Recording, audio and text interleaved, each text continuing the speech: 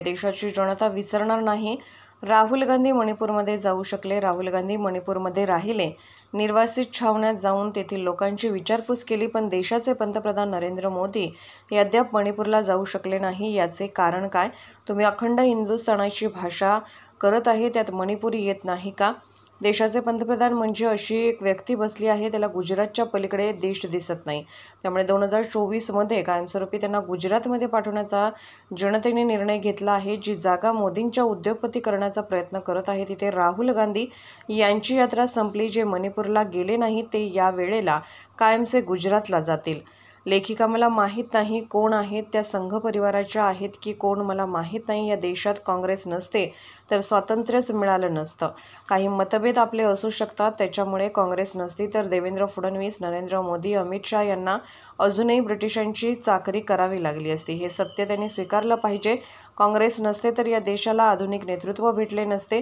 हा देश बुवा महाराज तंत्रमंत्र जादूटोणावाल्या लोकांकडे गेला असता। राहुल गांधी, इंदिरा गांधी यांनी या देशाला तुमच्या हातातला मोबाईल, इंटरनेट दिलं। काँग्रेस नसती तर पाकिस्तानचे 2 तुकडे झाले नसते। सर्जिकल नावाच्या खाली फटाके फोडून तिकडे पाठवायचे। सीमेवरून इंदिरा गांधींनी पाकिस्तानचे 2 तुकडे करून फाळणीचा सूड घेतला।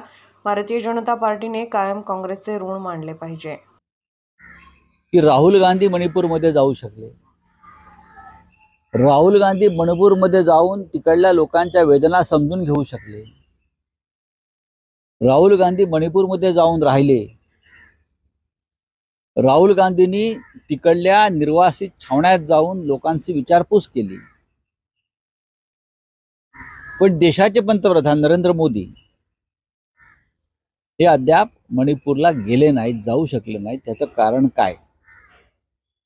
तुम्ही अखंड हिंदुस्थान वगैरे जे काय भाष्य करता त्यात मणिपूर येत नाही का? मेरा परिवार मध्ये मणिपूर येत नाही का? हा एक चिंतेचा विषय। देशाचा पंतप्रधानपदी एक अशी व्यक्ती बसलेली आहे जिला गुजरातच्या पलीकडे देश दिसत नाही। त्याच्यामुळे त्यांना उद्याच्या निवडणुकीत 2024 नंतर कायमस्वरूपी गुजरातला पाठवण्याचा निर्णय या देशाची जनता घेईल, कारण निवडणुका जाहीर झालेल्या आहेत। आणि काल राहुल गांधी मुंबईत आले। राहुल गांधीची यात्रा संपली धारावीत, कष्टकऱ्यांच्या, गोरगरिबांच्या भागात, जी जागा मोदींचा मित्र उद्योगपती हडप करण्याच्या प्रयत्नामध्ये, त्या धारावीसाठी हजारो कोटीचं डील झालंय, जसे इलेक्ट्रॉल बॉन्ड मध्ये झालंय। तिथे राहुल गांधीची यात्रा संपली आणि लोकांनी प्रचंड प्रतिसाद त्या यात्रेला दिला। आज संध्याकाळी सभा शिवतीर्थावर आहे। देशभरातले इंडिया आघाडीचे नेते त्या यात्रेला येत आहेत। स्वतः उद्धव ठाकरे, माननीय शरद पवार हे महाराष्ट्रातले प्रमुख नेते आहेत देशातले, हे उपस्थित राहतील। त्याच्यामुळे आम्ही पूर्ण आशावादी आहोत की जे मणिपूरला गेले नाहीत, जे काश्मीरी पंडितांची वेदना समजून घ्यायला गेले नाहीत, ते ह्या वेळेला कायमचे गुजरातला जाऊन एखाद्या आश्रमात बसतील। इंटरनेट दिले आणि काँग्रेस नसती तर पाकिस्तानचे 2 तुकडे झाले नसते, जे मोदी आणि भाजपला बाप जन्मात कधी जमणार नाही। नुसते इथून काय कुठला अटॅक, तो सर्जिकल स्ट्राईकच्या नावाखाली इथून फटाके फोडून तिथे पाठवायचे सीमेवरून। इंदिरा गांधींनी पाकिस्तानचे 2 तुकडे करून फाळणीचा सूड घेतला।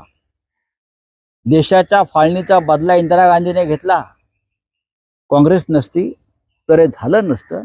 त्याच्यामुळे भारतीय जनता पक्षानं काँग्रेसचं कायम ऋण मानले पाहिजे की काँग्रेस आणि काँग्रेसचं नेतृत्व त्यावेळेला होतं, म्हणून तुम्ही या स्वातंत्र्याची सूर्यकिरण पाहतात। या शक्यतांवर जाऊ नका।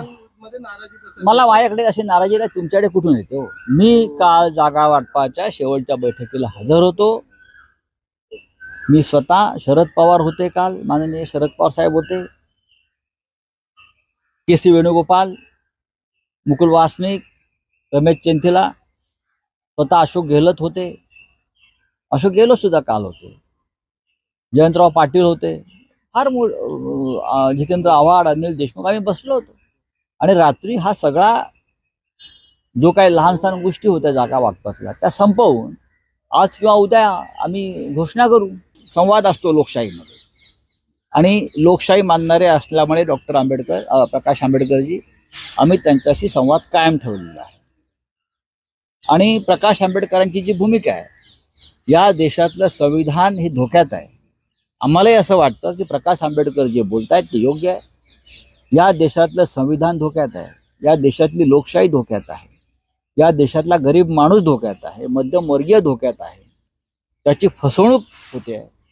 आणि त्याविरुद्धच प्रकाश आंबेडकर यांचा संघर्ष सुरू आहे.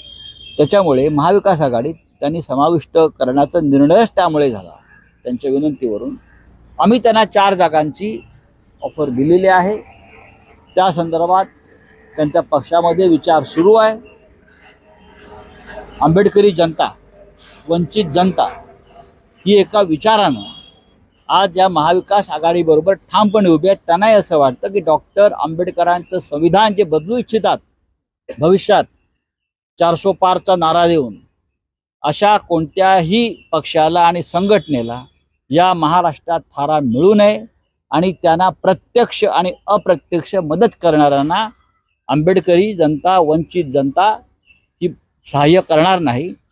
आणि प्रकाश आंबेडकरजी, बाळासाहेब आंबेडकर साहेब हे पूर्णपणे या विचाराचे असल्यामुळे ते महाविकास आघाडीबरोबर राहतील.